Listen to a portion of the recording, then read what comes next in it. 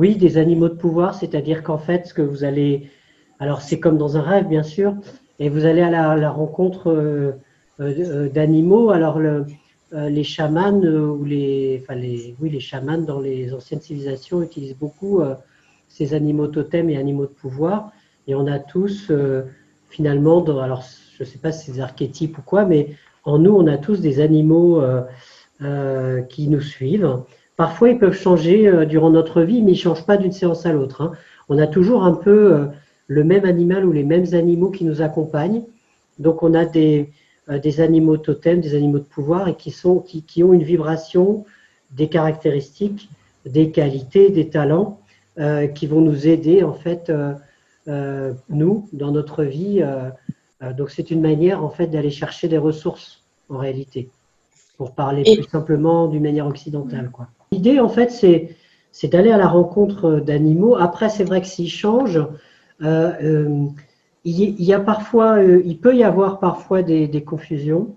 Alors, c'est pas une confusion, c'est pas un problème en soi, hein. Alors, je dis négativement, mais c'est OK, quoi.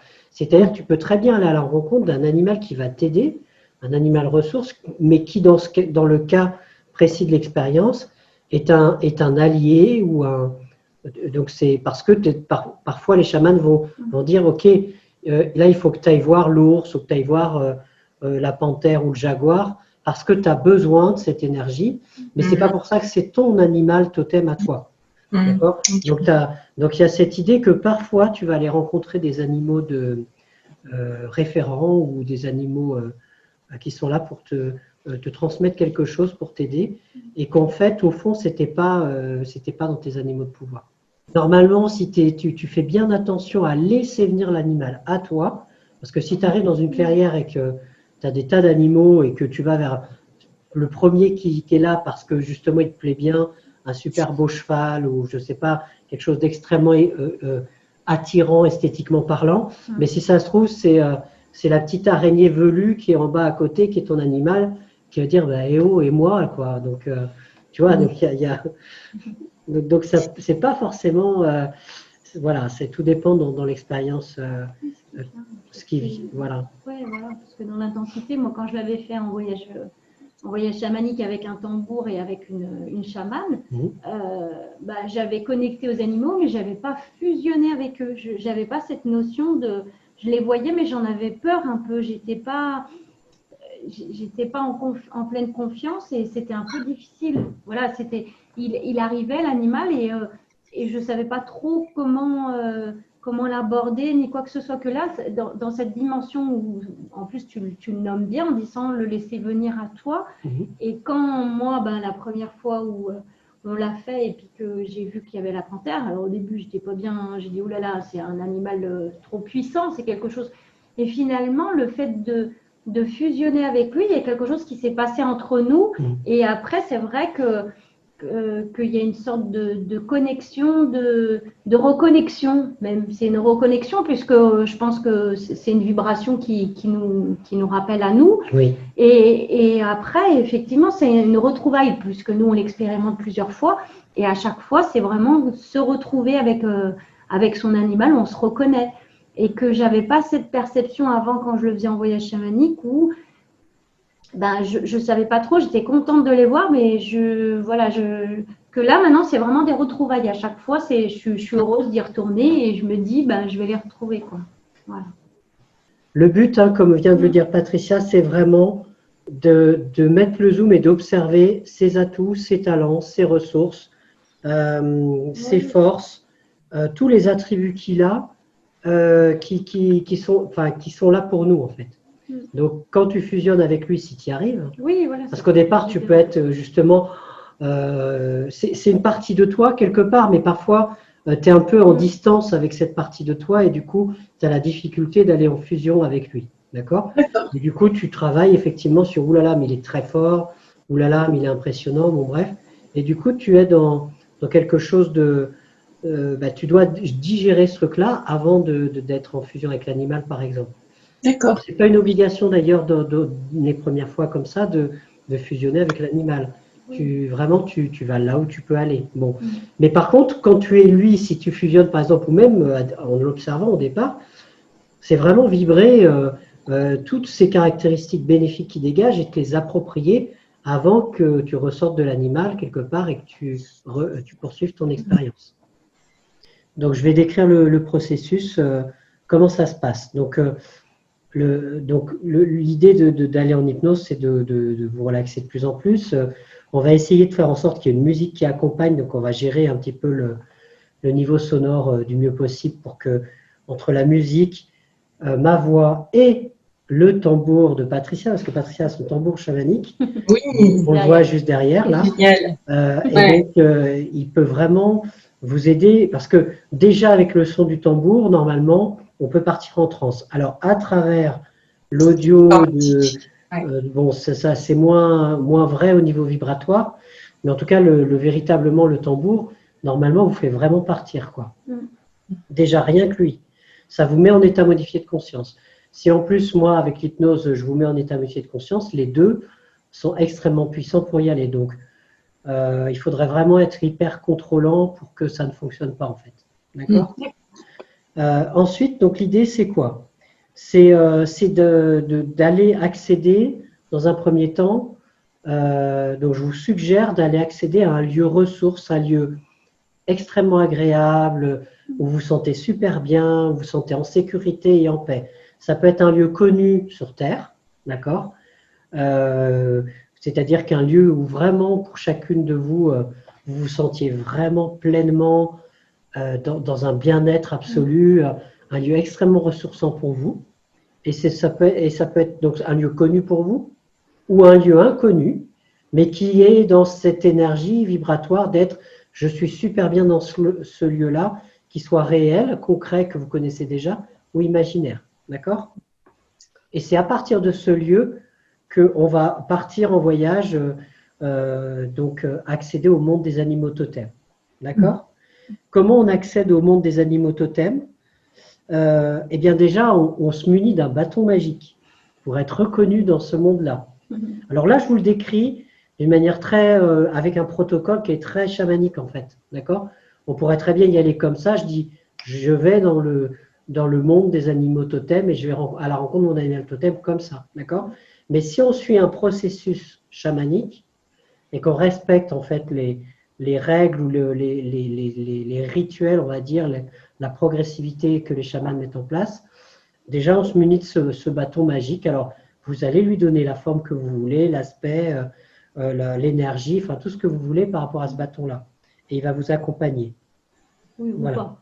Ou pas. Je sais que des fois, j'ai pris un bâton, puis des fois je le laisse, des fois je l'emmène, des fois je l'emmène. Voilà, donc c'est pas, il n'y a aucune obligation bien sûr, mais je vous donne un petit peu j'allais dire le folklore, mais les rituels. Oui, voilà, qu'il faut qu'il y ait du buis, de la fougère. Voilà. Et donc, quand vous allez prendre le chemin pour aller au monde des animaux totems, vous allez effectivement longer dans le sentier le chemin du buis et des fougères sur les côtés. Donc ça, d'un point de vue chamanique, c'est des protections par rapport au plan invisible pour vous accompagner correctement sur le chemin. D'accord ? Parce que pour les chamans, c'est pas juste je découvre mon animal et je fais mon expérience avec lui. Il y a des choses qui se passent à d'autres niveaux sur des plans non visibles, d'accord ? Quand vous accédez, vous allez au bout de ce chemin-là, avec voilà, des buissons de buis et de fougères de chaque côté. Hein. Vous arrivez à une grotte qui est normalement gardée par un gardien. Alors, on va voir ce que c'est une grotte ou un trou, d'ailleurs. Ce n'est pas forcément une grande grotte immense, ça peut être un trou par lequel vous allez accéder. Le but, c'est de faire une offrande d'abord au gardien, s'il est là, s'il y a un gardien, et qui vous permet d'accéder au monde des animaux totems. Et dans cette grotte ou dans ce trou, ça peut être d'ailleurs au pied d'un arbre pour descendre le long des racines d'un arbre, d'accord ? Donc le but, c'est d'aller sous la terre, de passer par la grotte ou par le tunnel souterrain pour ressurgir de l'autre côté au niveau du monde des animaux totems, de l'autre côté. D'accord ? Après, je vous décris exactement ce que je vais vous dire après oralement, mais C'est pour vous rassurer sur le processus qu'on va accomplir. Donc après, donc l'idée c'est de cheminer le long de la grotte. Alors pour certains, ça peut être plus difficile de parcourir cette partie-là. Pour d'autres, c'est Oui, très fluide, très peut-être après, il y a rapide. des choses, ouais, il y en a qui avaient vu dans le fait de descendre, elles avaient vu une cavité, justement, une grotte à explorer. Mm. Donc, il y a peut-être Il des peut choses à se passer des explorer. choses dans cette partie-là aussi, bien sûr. Ouais. Hein. Donc c'est pas limitant, hein, tout ce que je vous dis. C'est pas, faut absolument rester dans le cadre que je Oui, décris. parce que toi, voilà, C'est juste pour vous donner un peu un fil conducteur et vous vraiment vous accueillez pleinement ce qui vient à vous. C'est que c'est important si ça vient, même si c'est pas exactement dans ce que je vous propose. D'accord? Après, une fois que vous sortez de l'autre côté, vous arrivez donc dans un espace, dans ce lieu, dans ce, comment on dit, dans le monde où se trouvent les animaux totems, quoi, pour dire les choses comme ça. Et là, donc là, vous pouvez frapper le sol avec votre bâton pour dire je suis là, hein, exprimer que vous êtes prêt à accueillir votre premier animal totem. Et puis après, ou peut-être vous êtes amené à cheminer s'il n'y a rien là où vous êtes à ce moment-là. Mais à un moment, il y a un animal qui va venir à vous. Donc toute la subtilité, c'est pas d'aller vers le premier animal que vous voyez s'il y en a plusieurs. C'est vraiment voilà, que vous ayez cette certitude que c'est votre animal totem qui vient à vous, quoi. C'est plutôt lui qui vient vers vous et qui vous montre que c'est lui votre animal totem, plutôt qu'aller vers le premier animal plutôt beau venu que vous auriez envie que ce soit lui. Parce que ça se trouve, c'est pas ce premier animal. Voilà. Mais vous verrez bien, en fait, l'expérience, elle va être parlante elle-même de ce qui va arriver. D'accord? Donc le but, c'est d'aller accueillir ensuite toutes les qualités, tous les talents, toutes les capacités, toutes les ressources de l'animal. C'est encore mieux si on fusionne avec lui, parce que parfois, il y en a qui sont vraiment en interaction avec lui, mais à l'extérieur, hein, en jouant, en faisant des choses avec lui, en vibrant, parce qu'il y a à vibrer avec lui. Mais pour d'autres, ils peuvent jusqu'à fusionner avec lui, mais il n'y a aucune obligation, bien sûr. Hein. Voilà. Parfois, ça peut être un message, il peut donner quelque chose, enfin, il peut y avoir plein de choses qui se passent. Voilà.